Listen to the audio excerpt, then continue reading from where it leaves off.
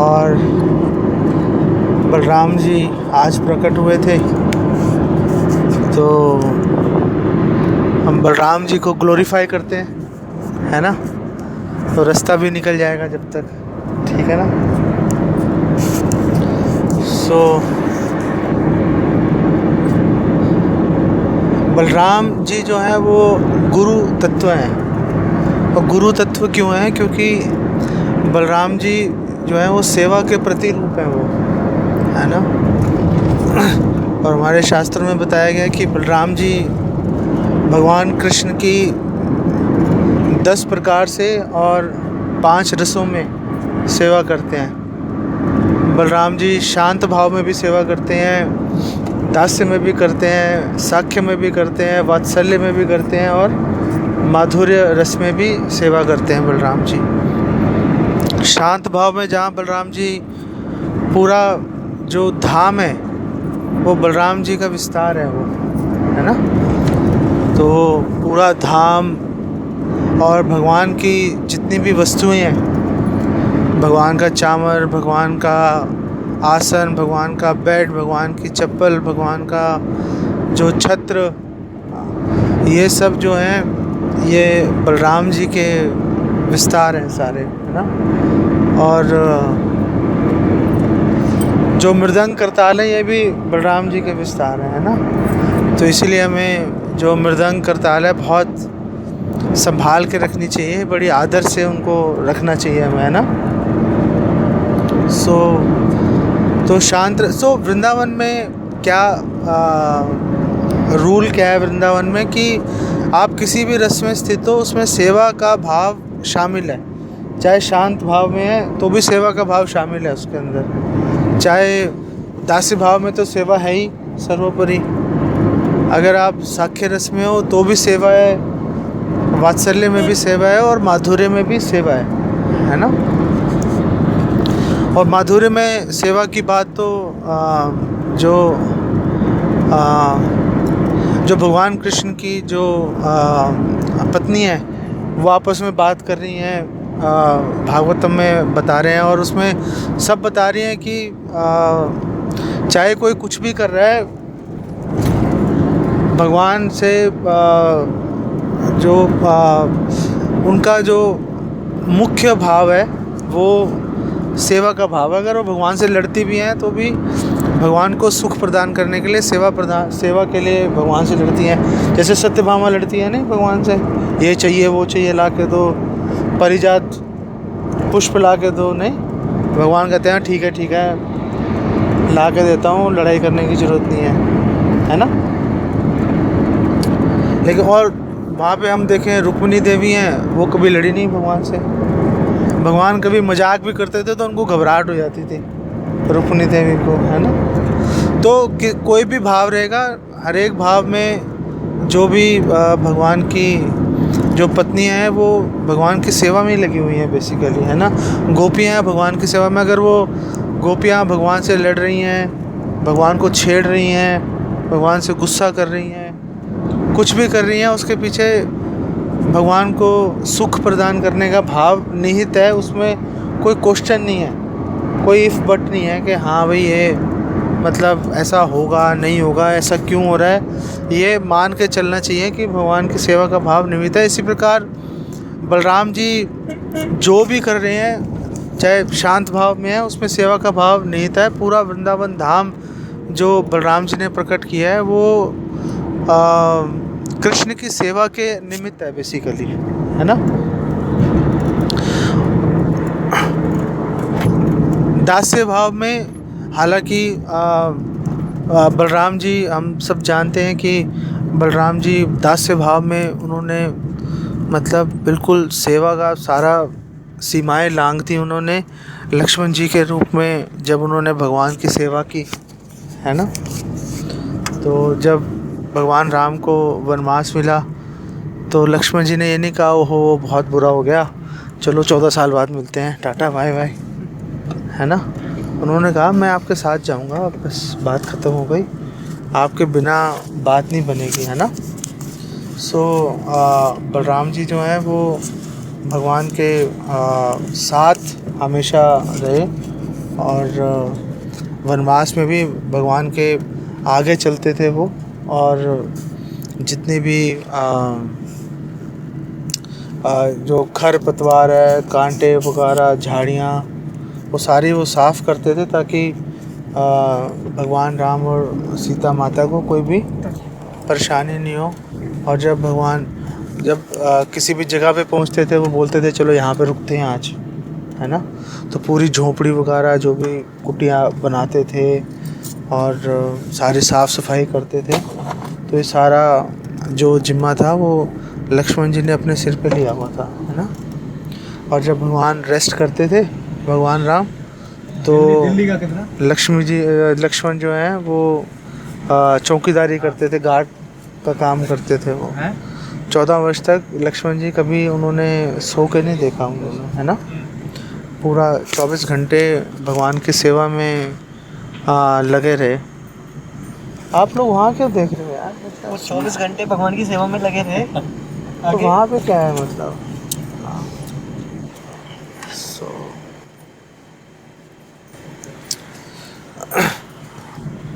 लेकिन इस दौरान में लक्ष्मण जी भगवान को कई बार बात बोलना चाहते थे कि ऐसा करते हैं वैसा करते हैं, लेकिन उन्होंने कभी भी, छोटा भाई होने के नाते, कभी भी उन्होंने बोला नहीं। कितने हो गए? ज़्यादा है कम है क्या है? हम ये देखते हैं कि जब भगवान राम गए थे वो हिरन के पीछे, तो बोल के गए थे कि भैया तुम सीता की रक्षा करना, छोड़ के मत जाना। लेकिन अब सीता देवी ने उनको इतनी बातें सुनाई कि उनको छोड़ के जाना पड़ा उनको, है ना। तो और इस दौरान रावण ने हरण कर लिया, तो भगवान राम ने बोला कि सारी गलती तुम्हारी है ना। तो लक्ष्मण जी को बड़ा उसका दुख लगा उनको। और फिर जब भगवान राम ने सीता देवी का त्याग किया, तो पहले उन्होंने भरत को बुलाया था कि देखो जाओ तुम जाके छोड़ाओ। भरत जी ये सुनते ही बेहोश हो गए। फिर उन्होंने शत्रुघ्न को बुलाया, शत्रुघ्न भी बेहोश हो गए ये बात सुन के। लेकिन लक्ष्मण जी जब उन्होंने बुलाया और उन्होंने बोला जाओ तुम ये काम करो, बहुत ही मुश्किल काम था, लेकिन लक्ष्मण जी ने मना नहीं किया काम को। उन्होंने बोला भैया वो भगवान राम का आदेश है तो मुझे करना ही है। इतनी डेडिकेशन थी उनकी, है ना, लक्ष्मण जी की।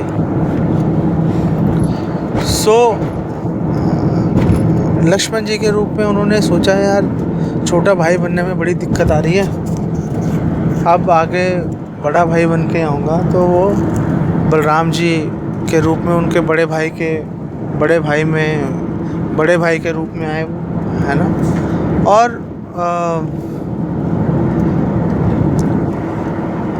जन्म से ही भगवान की सेवा में लगे हुए थे। नहीं, जैसे भगवान का जब आगमन होने वाला था तो उससे पहले वो देवकी माता के गर्भ में गए और उसको एकदम पूरा क्लीन कर दिया उसको, ताकि भगवान इसमें आके विराजमान होंगे गर्भ में। तो जाके पूरा साफ़ सफाई करके एकदम क्लीन कर दिया, भगवान के आने का रास्ता बनाया उन्होंने, है ना। उसके बाद जब भगवान प्रकट हुए तो भगवान की अनेक प्रकार से सेवा करते थे, सुरक्षा करते थे भगवान की, है ना। हर चीज़ का ध्यान रखते थे, कहीं मिट्टी तो नहीं खा रहे, कोई गड़बड़ तो नहीं कर रहे, कुछ ये तो नहीं कर रहे, वो तो नहीं कर रहे, पूरा ध्यान रखते थे भगवान कृष्ण का, है ना। उनके सिर पे जो है यशोदा माता और नंद महाराज निश्चिंत रहते थे कि चलो बलराम है तो कृष्ण सुरक्षित है, बेसिकली ये पॉइंट था, है ना। साख्य भाव में भगवान के साथ पूरा खेल खेलते थे और लड़ाइयाँ आपस में पूरी प्रतिस्पर्धा होती थी। और बताया गया कि कंधे से कंधा मिला के एक दूसरे से कुश्ती करते थे, पूरी भिड़ते थे, कभी कृष्ण बलराम के ऊपर तो कभी बलराम जी कृष्ण के ऊपर, है ना। पूरी लड़ाई करते थे, एकदम पूरी फाइट जिसे होती है ना स्पोर्ट्समैन स्पिरिट में। एक दूसरे को सजा भी देते थे, है ना। ये सजा के चक्कर में तो उन्होंने कई असुरों का वध किया उन्होंने, है ना।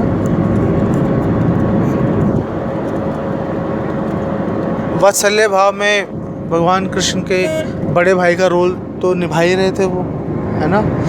जब बलराम जी थक जाते थे तो भगवान कृष्ण उनके चरण सेवा किया करते थे, है ना। एक गोप को बिठा देते थे और बलराम जी उसके गोदी में सिर रखते थे और लेट जाते थे और भगवान कृष्ण बलराम जी के पैर दबाते थे, बलराम जी भी कृष्ण के पैर दबाते थे। तो वात्सल्य भाव में सेवा करते थे और माधुर्य भाव में भगवान की सेवा करते थे वो अनंग मंजरी के रूप में, जो श्रीमती राधा रानी की छोटी बहन है ना। तो अनंग मंजरी के रूप में भगवान की माधुर्य भाव में सेवा करते थे। तो मतलब सेवा का कोई मौका नहीं छोड़ रहे थे, है ना। भगवान के जितने भी डिवोटीज़ हैं वो उनका काम यही है कि हर तरह से भगवान की सेवा करना। जैसे गोवर्धन है हरिदास वर्यो, हर तरह से भगवान और उनके भक्तों की सेवा कर रहे हैं, उसी प्रकार बलराम जी भी हर तरीके से कृष्ण की सेवा करने का कोई भी अवसर नहीं छोड़ते, है ना। लगातार भगवान की सेवा में लगे रहते हैं और खुद भी सेवा में लगे रहते हैं और दूसरों को भी भगवान की सेवा में जोड़ते हैं। इसीलिए गुरु तत्व है ना। गुरु क्या करते हैं, गुरु खुद भी कृष्ण की सेवा में लगते हैं और दूसरे लोगों को भी भगवान कृष्ण की सेवा में लगाते हैं, है ना। ये बेसिक प्रिंसिपल है गुरु का, है ना।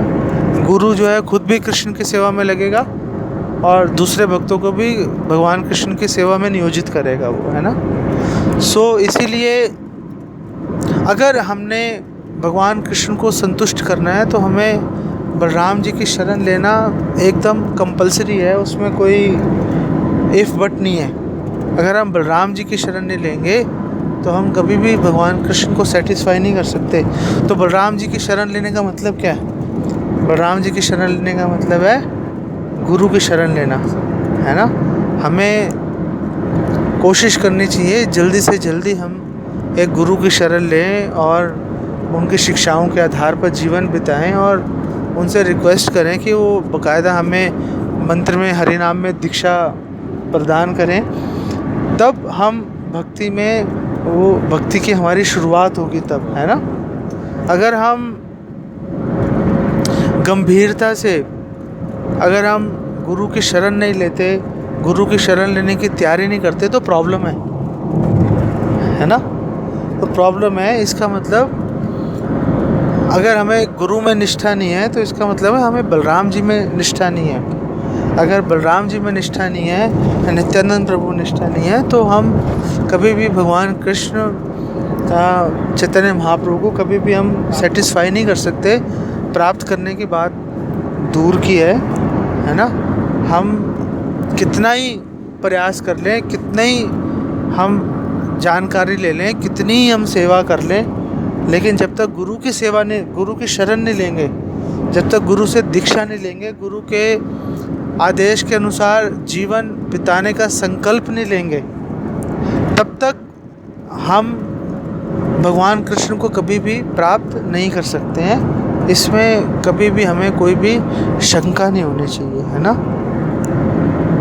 बलराम जी आदि गुरु हैं, है ना। बलराम जी भगवान कृष्ण को रिक्वेस्ट करेंगे कि आप प्लीज़, ये अच्छा डिवोटी है, इसको आप अपनी शरण में ले लो, इसको आप सेवा में लगाओ, है ना। जब तक बलराम जी या नित्यानंद प्रभु जब तक ये रिक्वेस्ट नहीं करेंगे तब तक बात नहीं बनेगी। लेकिन बलराम जी जो है वो डायरेक्टली भगवान की माधुर्य भाव में सेवा में नहीं लगाते, वो और बहुत सारी सेवाओं में लगाते हैं, लेकिन माधुर्य भाव में डायरेक्ट सेवा में नहीं लगाते, है ना। माधुर्य भाव में भगवान की सेवा करने की जिम्मेदारी, सेवा किसकी है, श्रीमती राधा रानी की है। तो अगर कोई भक्त भगवान की माधुर्य भाव में सेवा करना चाहता है तो भी बलराम जी की शरण लेनी पड़ेगी। तो बलराम जी श्रीमती राधा रानी को रिक्वेस्ट करेंगे कि आप प्लीज़, ये अच्छा डिवोटी है, इसको आप माधुर्य भाव में भगवान की सेवा में लगाओ। तो श्रीमती राधा रानी उनकी बात सुन के वो डिवोटी को भगवान की सेवा में लगा देंगे। ऐसा नहीं है कि अगर कोई व्यक्ति माधुर्य भाव में भगवान से आकर्षित है तो बलराम जी का महत्व नहीं है, बलराम जी का उतना ही महत्व है तब भी, है ना। श्रीमती राधा रानी जी हैं, लेकिन श्रीमती राधा रानी जी के पास भी बलराम जी की सिफारिश से ही हम पहुंच पाएंगे। अदरवाइज़ हम श्रीमती राधा रानी को हम कभी भी अप्रोच नहीं कर सकते, कभी भी उनकी शरण हम नहीं ले पाएंगे। तो इसका मतलब क्या है कि अगर माधुर्य भाव से भी कोई आकर्षित है तो भी उसको गुरु की शरण लेनी पड़ेगी, गुरु से दीक्षा लेनी पड़ेगी उसको, है ना। क्लियर है ना ये बात। अगर हम बलराम जी की लीलाओं की बात करें तो उसमें से एक पर्टिकुलर लीला जो मुझे बहुत अट्रैक्ट करती है वो है प्रलंबासुर का वध भगवान ने जो किया। बहुत ही सुंदर लीला। और बलराम जी जो बेसिकली है, बलराम जी का जो अवतार है बेसिकली वो बलराम जी अनर्थ को नष्ट करते हैं। जितने भी हमारे जीवन में, हमारे मन में जितने भी अनर्थ हैं उन सब का सफाया जो है वो बलराम जी की कृपा से होगा, है ना। सो प्रलंबासुर की बात करें तो एक बार भगवान कृष्ण, बलराम जी और सारे ग्वाल बाल जो हैं वो गए वन में गायें चराने के लिए। तो वहाँ पे खेल रहे थे सारे वो, तो उन्होंने दो ग्रुप बना दिए। तो एक तरफ भगवान कृष्ण बन गए लीडर और एक तरफ बलराम जी लीडर बन गए उनके, है ना। लेकिन उस दिन एक बड़ी ख़ास बात हुई थी कि एक जो गोप है, एक ग्वाल नहीं आया था, वो छुट्टी कर गया था, उसको कुछ काम पड़ गया या जो भी है, वो उस दिन नहीं आ पाया था। तो प्रलंबासुर जो एक राक्षस था, असुर, उसको कंस ने भेजा था, वो इस मौके की तलाश में था। उसने उस ग्वाल का जो है रूप बना लिया और टोली में शामिल हो गया। और भगवान कृष्ण और बलराम जी ने दोनों ने देख लिया कि हाँ यार ये असुर आ गया हमारी टोली में, है ना। लेकिन उन्होंने कोई भी एक्शन नहीं लिया, है ना। उन्होंने कहा चलो देखते हैं क्या करेगा ये, है ना। तो जब उन्होंने आपस में खेलना शुरू किया तो जो ये प्रलंबासुर था ये भगवान कृष्ण की टीम में शामिल हो गया, है ना। तो प्रलंबासुर ने सोचा कि अगर मैं ये बलराम का वध कर दूंगा तो कृष्णा इनके बगैर जीवित नहीं रह पाएंगे, तो कृष्णा ही मर जाएंगे। कृष्णा को डायरेक्टली मारना बड़ा मुश्किल है, मैंने सुना है उन्होंने कई सारे असुरों का वध किया। तो बलराम को मार देता हूँ तो अपने आप कृष्णा विराय में अपने आप ही दुख से मर जाएंगे, काम खत्म हो जाएगा, कंस जो है निष्कंटक हो जाएगा, है ना। ये उसका बेसिकली प्लान था उसका। तो जब खेलना आपस में शुरू किया तो शर्त ये थी कि जो हारने वाली टीम है, जीतने वाली टीम के लोगों को अपनी पीठ पे बिठा के वो आगे तक लेके जाएंगे। एक पर्टिकुलर पॉइंट उन्होंने डिसाइड कर लिया कि जी वो पेड़ तक लेके जाएंगे जी। चलो प्रतिस्पर्धा शुरू हो गई, भगवान कृष्ण की टीम हार गई, है ना। कितनी अद्भुत बात है, सुप्रीम पर्सनैलिटी, हाँ, परम भगवान हार गए। उन्होंने तो उसकी लीला रची ना, तो उन्होंने लीला रची, है ना, लीला रची उन्होंने। सो हार गए। तो अब कृष्ण ने एक गोप को अपने कंधे पे बिठाया। तो प्रलंबासुर ने जब बलराम जी के सवारी करने की बारी आई तो प्रलंबासुर फटाफट आके आ गया, रहा मैं बिठाता हूँ। तो बलराम जी ने कहा फाइन, ओके, आ जाओ पिट्ठू बन जाओ पिट्ठू। तो पिट्ठू बन गया प्रलंबासुर, लेके सारे भागे। तो बाकी सारे तो रुक गए एक पर्टिकुलर पॉइंट के बाद, प्रलंबासुर नहीं रुका, वो दौड़ता गया। बलराम जी ने कहा ये क्या चक्कर चल रहा है, रुक नहीं रहा, ये पागल हो गया ये, नहीं। तो बलराम जी ने देख लिया कि यार ये असुर है, अब ये मतलब मैं थोड़ी देर और भी आगे चले जाऊंगा ना तो सब पीछे से जो कृष्ण है, ग्वाल बाल हैं, वो सब परेशान होंगे कि यार क्या हो गया, कहाँ पे चले गए। तो ज़्यादा दूर जाना ठीक नहीं है। उन्होंने एक मुक्का मारा और उसका सफाया कर दिया। तो बलराम जी और कृष्ण जी को तो पहले से पता था ना कि वो लंबासुर है। अभी लंबासुर नहीं, प्रलंबासुर, प्रलंबासुर, प्रलंब असुर। जो असुर था उसका हाँ। मतलब पहले से ही पता था। हाँ, पहले से पता था। टोली में भी आ गया। हाँ। उसके साथ खेल रहे थे वो। हाँ, तो अब ये क्वेश्चन आ गया कि वो ऐसा क्यों कर रहे थे, है ना? जब पता चल गया, पहले से पता है कि भैया ये असुर है, तो मतलब इतना उसको टाइम देने की क्या ज़रूरत है? नहीं, उसको पहले ही मार मुर के ख़त्म कर देते उसको। यही बात है ना आपकी? जैसे लीला रची भी। हाँ। जैसे उसके साथ खेल भी लिए। हाँ। जब वो बलराम जी को पिट्ठू बना के ले भी जा रहा है, हाँ। तो उनको पता तो है ही कि ये असुर है। अब ज़्यादा आगे ले जाएगा हाँ। तो बलराम जी को भी पता है कि कुछ करना तो पड़ेगा, नहीं तो फिर वो आ जाएंगे पीछे से सारे। हाँ। तो उन्होंने उसको फिर इतनी आगे भी जाने क्यों दिया? हाँ, तो क्यों जाने दिया? पहले क्यों नहीं मारा? ये तो क्वेश्चन है। हाँ, मतलब जैसे वो आगे है ना? था। तो ये क्वेश्चन के अंदर, ये जो क्वेश्चन है, ये क्वेश्चन के आंसर में ही ये इतनी महत्वपूर्ण है ये लीला। वो इस क्वेश्चन का आंसर ही वो कारण है कि ये लीला इतनी महत्वपूर्ण है ना? तो उन्होंने ऐसा क्यों किया कि उसको इतना टाइम दिया, उसको मतलब कि उसको आगे तक ले जाने दिया और इतनी देर तक खेलता रहा? नहीं। इसका कारण ये है कि पहली बात हमें ये समझनी पड़ेगी। तो जो ये प्रलंबासुर था, देखने में क्या लग रहा था? वो तो देखने में तो ग्वाल लग रहा था, लग रहा था। लेकिन अंदर कुछ और चल रहा था उसके अंदर कुछ और है ना? इसी तरह से जो हम लोग हैं, जो कोई भी डिवोटी है, अगर बाहर से वो डिवोटी है, अंदर कुछ और चल रहा है, तो भगवान उसको एकदम से ऑब्जेक्ट नहीं करते। भगवान उसके साथ चलते हैं, भगवान, है ना? भगवान उसके साथ चलते हैं। भगवान देखते हैं यहाँ ये क्या कर रहा है ना? चलेगा। तो भगवान ऐसा क्यों करते हैं? भगवान आखिर ऐसा भगवान उसको मतलब देखे जा रहे हैं 1 साल, 2 साल, 20 साल। एक व्यक्ति है, बाहर से डिवोटी बना हुआ है, अंदर से कुछ और ही चले जा रहा है, कुछ और ही चले जा रहा है। तो भगवान उसको देखे जा रहे हैं, उसको मार नहीं रहे। कुछ मतलब ऊपरी तौर से ऐसा लग रहा है कि भगवान कुछ एक्शन नहीं ले रहे, है ना? यही बात जो है वो रावण के केस में भी हुई थी, है ना? तो भगवान पहले ढूंढते रहे, सीताहरण के बाद में भगवान ढूंढते रहे कहाँ पर है। क्या भगवान को नहीं पता कहाँ पर है रावण, कहाँ पर है ना? तो ढूंढते रहे, रावण, सीता वगैरह सब किधर हैं, ढूंढते रहे पहले।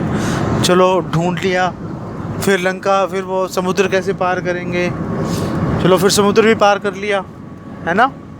विभीषण भी आके उनसे मिल गया। फिर भी भगवान ने मैसेज भेजा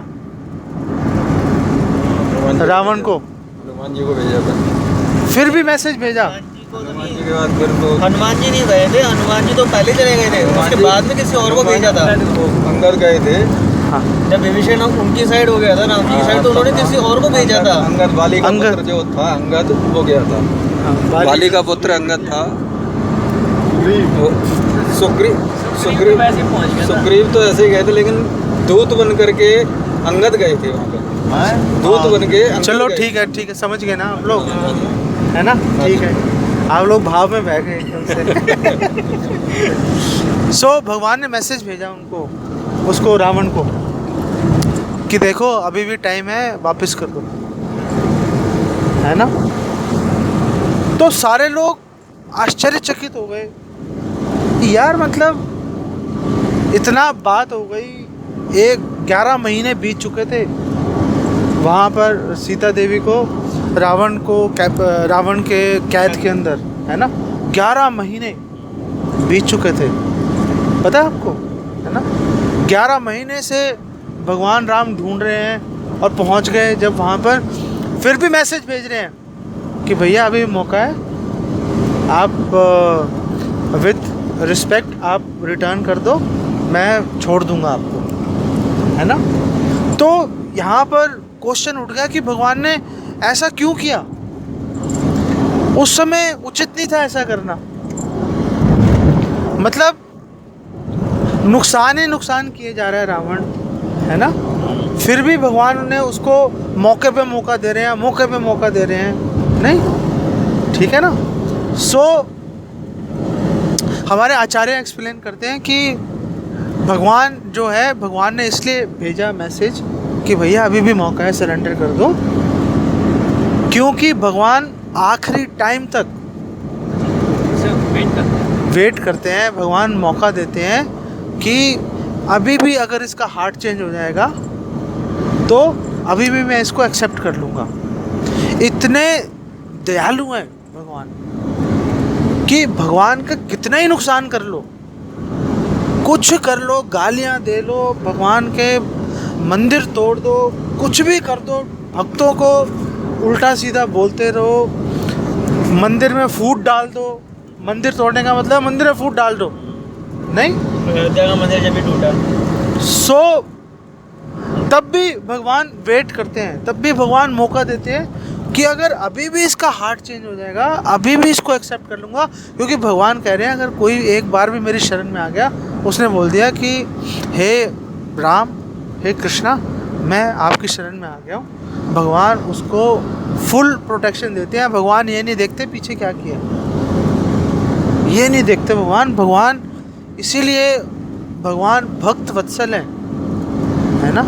भगवान लास्ट मिनट तक वेट करेंगे और इसीलिए भगवान हमारे भी वेट कर रहे हैं। हम भी बाहर से अपने आप को डिवोटी दिखा रहे हैं, अंदर हमारे भी बहुत सारे अनर्थ छुपे हुए हैं, पूजा लाभ प्रतिष्ठा कनक कामनी और पता नहीं क्या अगड़म बगड़म हमारे अंदर भरा हुआ है। लेकिन भगवान अभी भी हमें भक्ति से हटा नहीं रहे, भक्तों के बीच में रखा हुआ है हमें अभी भी, है ना। अभी भी भगवान हमें लगातार मौका देते जा रहे हैं। लेकिन प्रलंबासुर और रावण के प्रकरण से हमें ये समझ लेना चाहिए कि भगवान मौका देते रहते हैं, करोड़ों मौके देंगे, लेकिन एक लाइन फिर भी खींच देंगे भगवान। अगर रावण नहीं सुधरा, रावण का वध कर दिया भगवान ने, प्रलंबासुर को होश नहीं आया, प्रलंबासुर का वध कर दिया, है ना। अगर हम भी अपने हृदय में डुप्लीशियस रहेंगे, दोगलापन हम अंदर रखेंगे, बाहर से कुछ अंदर से कुछ, निष्ठा है नहीं मन में, और ऊपर से कुछ उल्टी सीधी बातें किए जा रहे हैं, ये करना चाहिए वो करना चाहिए, कृष्ण एक्सेप्ट नहीं करते उसको, है ना। कृष्ण को ऐसा व्यक्ति चाहिए जो अंदर से भी बिल्कुल भगवान के प्रति 100% निष्ठा है उसकी, है ना, और 24 घंटे भगवान की सेवा करने के बारे में, भगवान को, गुरु को संतुष्ट करने के बारे में सोचता रहता है ना। भगवान को ऐसा डिवोटी चाहिए, ऐसा व्यक्ति चाहिए भगवान को। अगर अंदर कुछ बाहर कुछ और चल रहा है, दोगलापन अगर है, तो भगवान बहुत सारे मौके देंगे, लेकिन अगर हम नहीं सुधरेंगे, अगर हम नहीं सुधरेंगे तो भगवान भक्ति खींच लेंगे और छोड़ देंगे हमें। हम चाहे धोती कुर्ता डाल के रखेंगे, तिलक लगा के रखेंगे, लेकिन भक्ति से नाता ख़त्म हो जाएगा हमारा, है ना। इसलिए पहली बात हमें ये एक्सेप्ट करना चाहिए, ये स्वीकार करना चाहिए हमें कि हमारे अंदर बहुत सारे अनर्थ हैं। जब तक हम ये स्वीकार नहीं करेंगे, उसको निकालने का प्रयास कैसे करेंगे, है ना। अगर हमें लग रहा है सब ओके है, नहीं, तभी तो, अगर सब ओके है तो फिर कुछ करने की ज़रूरत क्या है ना। जैसे हमारे प्रभु जी हैं, अब इनको लग रहा है कि इनको थोड़ी सी पैर में प्रॉब्लम है, तो ही तो इलाज कराने के लिए जाने की सोच रहे हैं। अगर इनको लगेगा मेरा पैर बिल्कुल ठीक है तो क्यों जाएंगे, नहीं। तो हमें पहले ये अपना हमें चिंतन करना पड़ेगा, ये पहले हमें फिक्स करना पड़ेगा कि हमारे अंदर बहुत सारे अनर्थ भरे हुए हैं, प्रॉब्लम है। फिर हमें निष्ठापूर्वक गुरु के मार्गदर्शन में, चाहे वो दीक्षा गुरु हो चाहे शिक्षा गुरु हो, उनके मार्गदर्शन में हमें अपने उन अनर्थों को हटाने की कोशिश करनी चाहिए, है ना।